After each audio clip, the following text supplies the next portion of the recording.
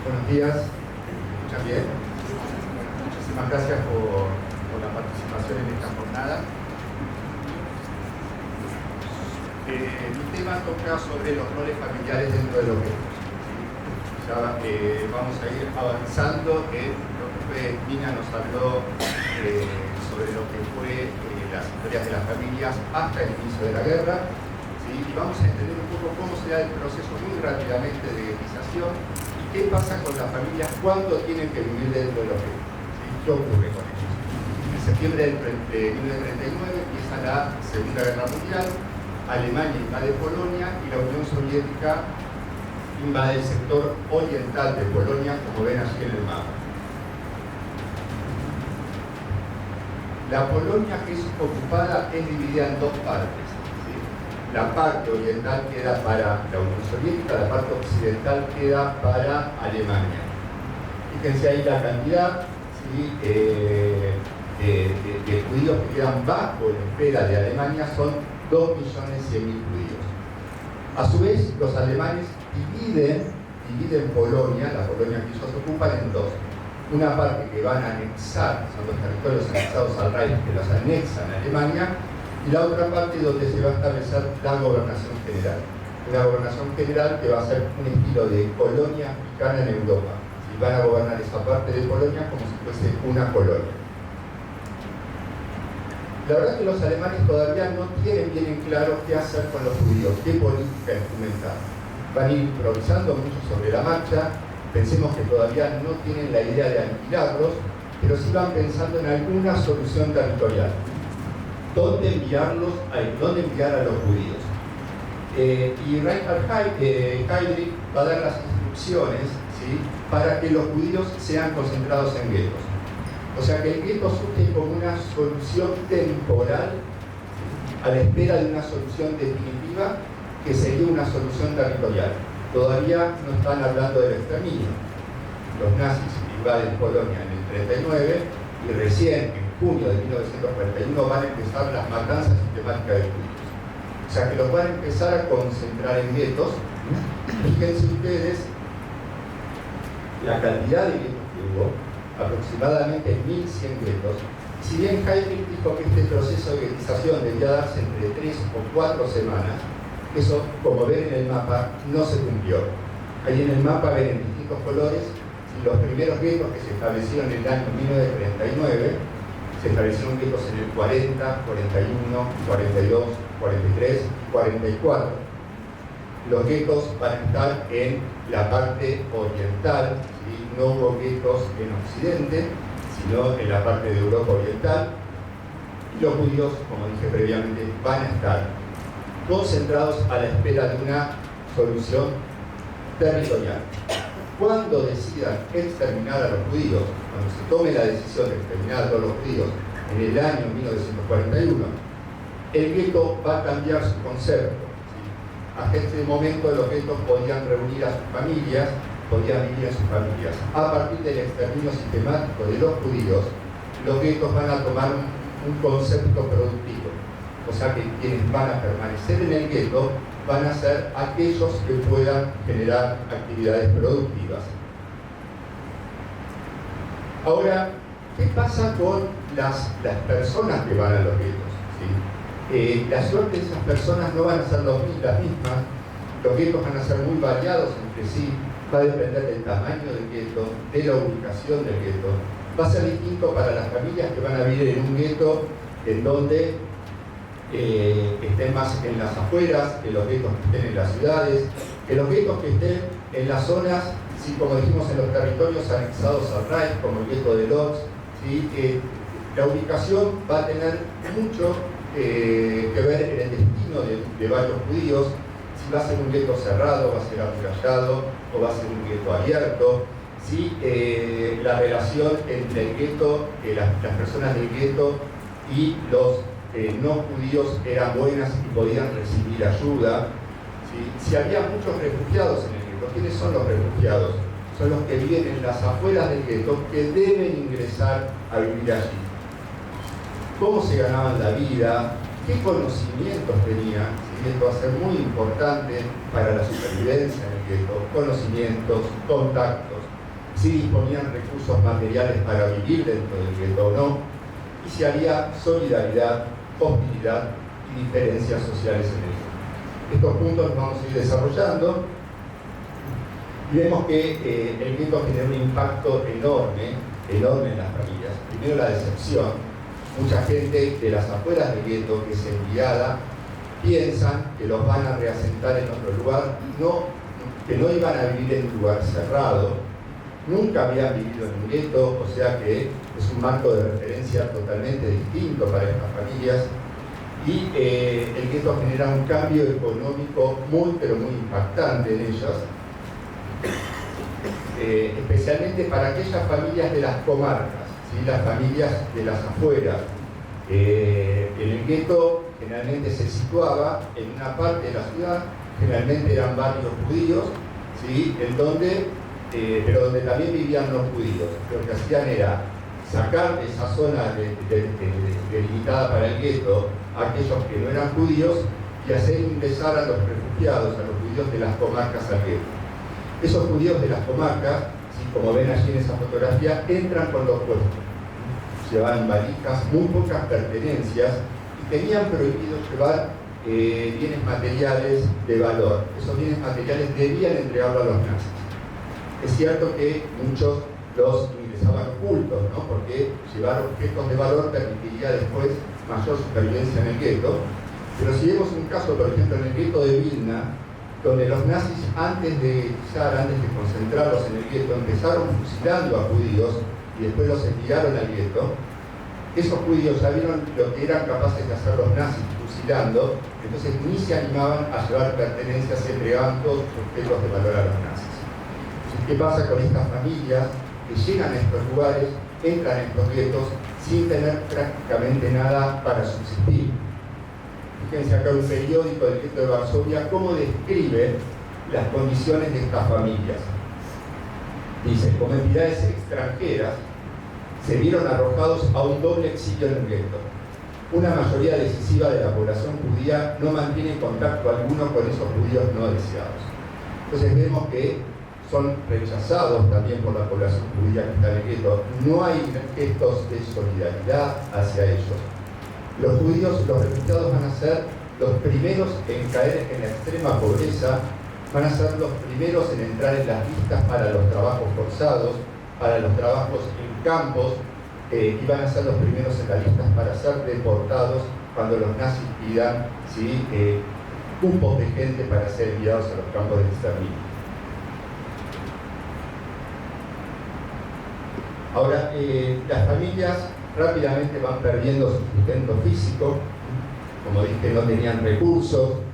Hay muchas familias que pasaban del confort, de vivir el confort a una pobreza extrema, y tratan de acceder a los trabajos posibles, ¿sí? En los informes de Ringelblum, ¿sí? que fueron registrando todos los acontecimientos que ocurrían en el gueto, hablaban como un ingeniero terminó trabajando como portero, un abogado que se transformaba en un vendedor ambulante, o un profesor de música que tocaba en la calle para tratar de ganar su sustento, ¿no? Cada uno busca a su manera tratar de sobrevivir. Y fíjense ahí también como muchos venden, casi se ponían a vender sus pertenencias, sus valores, pero pensemos en los que venían de las afueras, que no tenían objetos para vender. Muchos de ustedes habrán visto la película del pianista, como en el momento del piano, ¿no? Tienen recursos para vender. Hay otros que no tienen absolutamente nada, son los primeros en caer en el hambre, en padecer el hambre y la miseria. ¿Qué va pasando con la adaptación social? Tenemos las familias de sectores más bajos, ¿sí? Familias de clase obrera o familias que tienen oficios determinados. Estas familias son las que mejor logran adaptarse a las condiciones de vida del gueto. Porque especialmente los trabajadores con oficio, aquel que tiene un oficio puede ser útil para los alemanes, ¿sí? Sabe, hay un trabajo específico que es de utilidad y puede conseguir trabajo, ya sea dentro del gueto o en las distintas empresas, como ustedes vieron en la lista de Schindler, como muchos de estos trabajadores iban a trabajar a la fábrica de Schindler, ¿sí? Y tenían la posibilidad de encontrar un empleo. Y otros lograron subsistir por medios ilegales. Tenían una mayor adaptación para acceder al contrabando y poder subsistir de esa forma. Ahora, ¿qué ocurría con los sectores medios altos? Los sectores medios altos sufrieron un alto impacto porque pierden rápidamente su sustento y estas familias quiebran rápidamente. Una forma de subsistir era vender sus recursos, pero esos recursos sí se acababan rápidamente y estas familias atravesaban por un colapso moral, un colapso en todo sentido. Fíjense aquí, ¿sí? Las diferencias sociales que se van estableciendo en el gueto, no es que en el gueto estaban todos en las mismas condiciones. Ahí vemos que 7 zlotys, ¿sí? Para dar un marco de referencia que puedan comparar, un kilo de pan equivalía a 7 zlotys en el mercado negro. Tenemos una parte de la población en el gueto que estaba condenada a morir de hambre. Aquellos que no tenían para vender, aquellos que no podían subsistir, ¿sí? Atravesaban una condena donde ni siquiera podían acceder para el sustento mínimo. Después había otros vendedores ambulantes, pequeños contrabandistas o aquellos que tenían pertenencias para vender, que podían estirar un poco su supervivencia en el gueto, pero que tarde o temprano sí caían también dentro de esta franja que terminaba padeciendo el hambre y muriendo. Hay otros que lograban combatirla, ¿sí? Combatir el hambre con lo justo, ¿sí? Comerciantes y empleados que iban a trabajar afuera del gueto, que al salir del gueto tenían acceso a hacer algún intercambio con la población de afuera y procurar alimentos para su familia, y otros que vivían bien en el gueto. Aquellos que vivían bien eran aquellos que representaban los consejos judíos, los que trabajaban para los consejos judíos que administraban el gueto, y aquellos que se dedicaban, ¿sí? Al contrabando, no los pequeños contrabandistas, sino el gran contrabando, ellos tenían un buen nivel de vida dentro del gueto. Entonces vemos las diferencias sociales que se van dando y cómo, ¿sí? Con estas diferencias las posibilidades de sobrevivir van a ser distintas. Pensemos en las terribles condiciones, el hacinamiento en el gueto. Vemos un ejemplo, el caso del gueto de Varsovia, 450.000 personas en 3,5 kilómetros cuadrados. Las viviendas, ¿sí? No tenían espacio, no tenían condiciones de higiene, llegaba a haber un promedio de 7 personas por habitación. ¿Vieron la lista de Schindler cuando un señor que vivía en un departamento que tenía un muy buen pasar, lo envían al gueto, lo envían a una habitación y dice, bueno, peor que esto no podemos estar, ¿sí? Y después empezaron a entrar familias que no conocía y le decían buen día, buen día, buen día, o sea, tenían muchos casos que convivir con gente que ni siquiera conocía.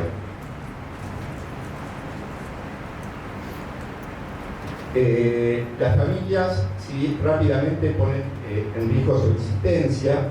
Las calorías diarias destinadas por los alemanes al gueto eran de 184, o sea que el Judenrat, los consejos judíos, debían procurar alimentación porque si el gueto se iba a alimentar con 184 calorías diarias por persona, era imposible, ¿sí? Que subsistiera. Había hambres epidemias y los altos índices de mortalidad y de enfermedad, ¿sí? Atravesaban el gueto. Fíjense aquí, voy a leer lo que está escrito en un informe de Ringelblum de los dilemas que se empiezan a generar con el tema de la alimentación. ¿Qué hacemos? Porque no procuraban calorías para toda la población del gueto. Entonces, fíjense el dilema que se establece. Si la ayuda humanitaria no resuelve el problema del hambre en el gueto, es un hecho que la gente que se alimenta en las cocinas humanitarias acabará muriendo si solo comen sopa y pan seco. ¿Sería mejor reservar el dinero disponible para los más productivos? ¿Por qué tendríamos que juzgar a artesanos y trabajadores manuales y otras personas que eran útiles y productivas en sus lugares de origen? Solo el gueto ha conseguido convertirlos en seres sin valor, en chatarra, en desechos humanos, en candidatos para las fosas comunes. Lo que nos queda es un dilema práctico. ¿Qué podemos hacer? ¿Le damos cucharadita de comidas a todo el mundo y entonces nadie sobrevivirá? ¿O somos más generosos con una minoría? Estos son los dilemas que atraviesan el gueto y por los cuales estas familias van a estar atravesadas. Y fíjense cómo la estructura familiar empieza a ser dañada. La tensión psicológica dentro de las familias, que acá podemos ver en un ejemplo de una niña, que fíjense cómo describe a su mamá. Mi mamá se ve horrible. Para que una hija hable así de su madre, la describa de esa forma, ¿sí? Parece una sombra de sí misma. Trabaja tan duro, no tengo corazón ni piedad, me como todo lo que encuentro.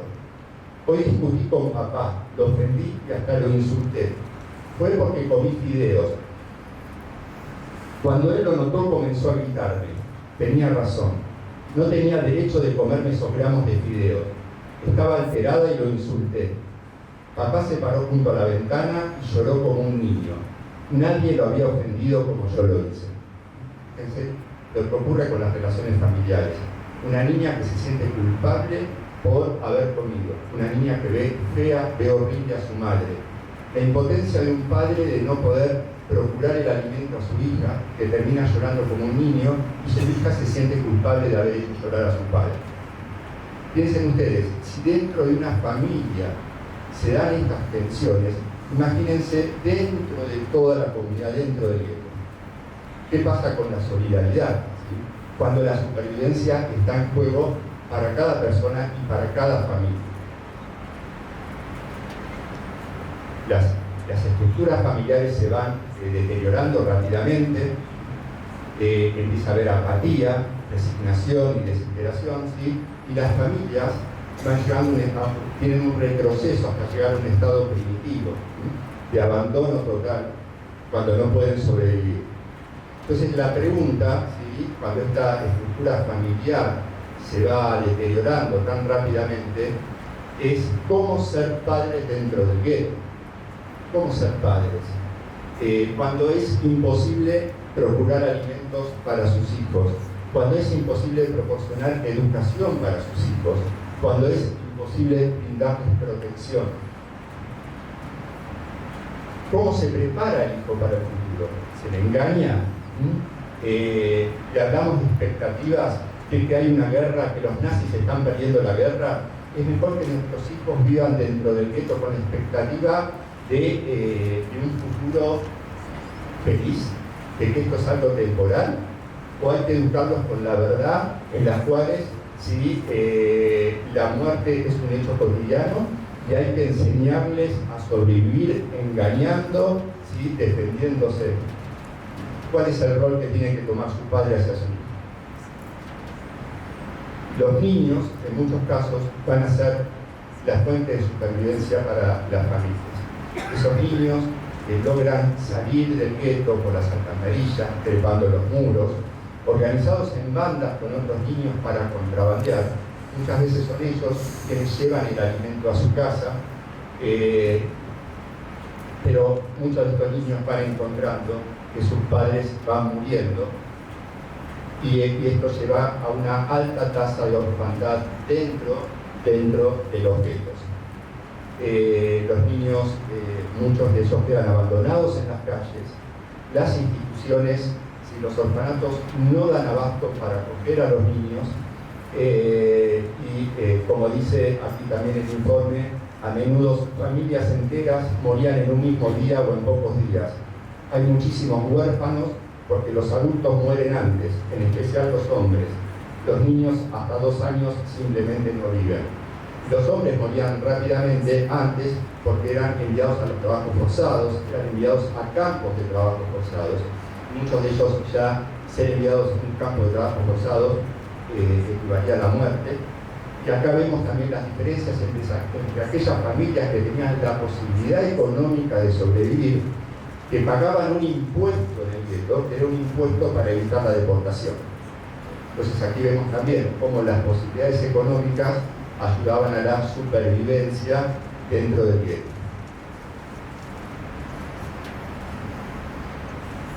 Cuando el gueto se transforma en una unidad productiva, ya los niños, ¿sí? Cuando ya se empezó a exterminar a los judíos, el gueto es una unidad productiva, los niños ya no son necesarios en el gueto. Fíjense en el gueto de Lodz, el líder del Judenrat, el líder del Consejo Judío, cuando los nazis le piden 20.000 personas para ser deportadas, ¿sí? Hacia la muerte, ese cupo tiene que ser cubierto por niños, porque el gueto tiene que sobrevivir a través del concepto del trabajo como salvación. Fíjense lo que dice Runtovsky, que es solamente una síntesis de su discurso, pero dice: ayer por la tarde me dieron órdenes para que enviara más de 20.000 judíos fuera del gueto. Debo llevar a cabo esta difícil y sangrienta operación. Debo cortar los órganos para salvar al propio cuerpo. Tengo que llevarme a los niños porque si no, se llevarán también a otros. Dios nos perdone. Llevo a vosotros como un bandido para probaros lo que más preciáis en vuestro corazón. He intentado por todos los medios que la orden fuera revocada e intenté, aún sabiendo que sería imposible, suavizarla. Solo tuve éxito en una cosa, en salvar a los de 10 años para arriba. Dejad que este sea un consuelo a nuestra profunda tristeza. El testimonio sobreviviente de Lodz, que dijo que después, al día siguiente, se llevaron a los niños y el gueto quedó sin alma. ¿Se imaginan ustedes sin los niños de 10 años? Los padres, ¿sí? ¿Cómo pudieron sobrevivir? ¿Cómo pueden adaptarse cuando se llevaron a sus hijos, ¿sí? Para la muerte?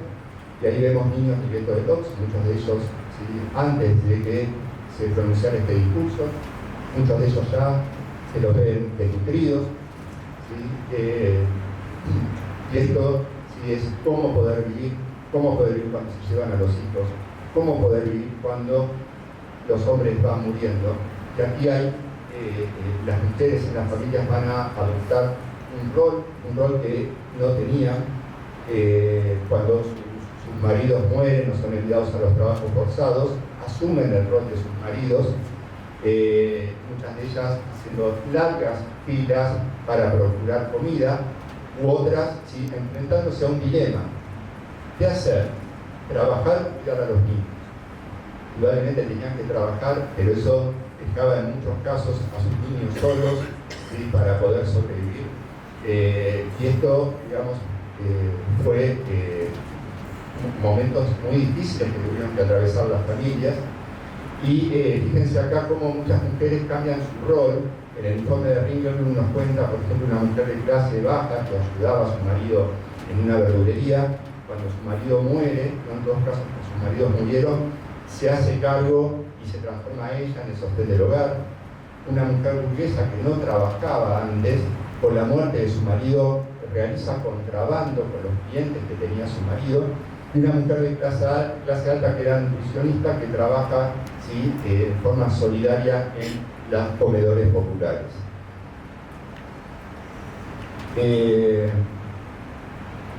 La pregunta es cómo apostar al futuro en esas condiciones. Hubo familias que apostaron al futuro, hubo familias que buscaron mantener el sentido de la humanidad y de la dignidad dentro del gueto, apostando a mantener una vida cultural, ¿sí? Tratando de educar bajo esas condiciones a sus hijos. Hubo periódicos legales, hubo actividades culturales dentro de los guetos también. Es una forma de resistencia no armada, ¿sí? Tratar de hacer lo que les prohibían, pero hay que ser realistas que solamente un porcentaje muy bajo tenía acceso a apostar, ¿sí? A la humanidad y a la dignidad dentro del gueto. En el caso del gueto de Varsovia, solamente el 20% de los niños tuvo acceso a esta educación que se siguió manteniendo, el 80% no pudo hacerlo.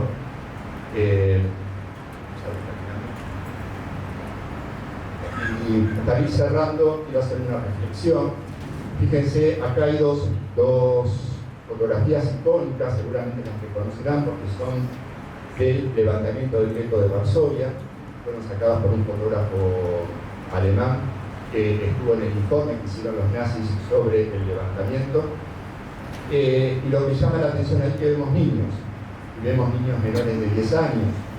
Entonces, si la población del gueto de Varsovia cuando fue el levantamiento era de 53.000 personas, de las 460.000 que llegaron a vivir en ese gueto, quedaban 500 niños. Y si a los niños ya no eran productivos, y si a los niños los mataban y los deportaban, ¿por qué quedaban 500 niños dentro del gueto? Y estos 500 niños quedaban dentro del gueto, ¿por qué? Porque sus padres eran personas que administraban el gueto, formaban parte de la administración del gueto o tenían contacto con gente que administraba el gueto. O sus padres fueron quienes organizaron las deportaciones y no deportaron a sus hijos, o tuvieron contacto con gente que organizaba las deportaciones para que no deportaran a sus hijos. Entonces, esto, digamos, o sea, hay muchos que condenan estas actitudes, pero hay que entender, ¿sí?, que todos somos capaces de juzgar, pero nadie puede juzgar sin realmente saber lo que viven estas personas. Lo que es capaz de hacer un padre por salvar a sus hijos. ¿Sí? Un padre con tal de salvar a sus hijos tratará de acudir a todos los medios para poder lograr su supervivencia. De todas formas, el destino para ellos también fue el mismo. El destino fue igual para todos, ¿sí? Todos terminaron siendo deportados. Y el bufón, Rubinstein, si hay un bufón en el gueto, que siempre cantaba y gritaba y decía Alles gleich, ¿no? Todos iguales, somos todos iguales. Y esta profecía que él daba, ¿no?, donde todos se reían cuando lo miraban, es lo que terminó ocurriendo. Más allá de las diferencias sociales, más allá de las posibilidades que tuvieron unos sobre otros, si Rubinstein tuvo razón. Todos fueron iguales. Y fíjense cómo describen ya Rubinstein, cuando ya dejó de ser bufón, ¿no? Lo describen: Rubinstein está acabado, el filósofo más popular, renombrado en todo el gueto de Varsovia, se está consumiendo. Vestido con harapos, anda a tropezones por las calles. Al sol, casi desnudo.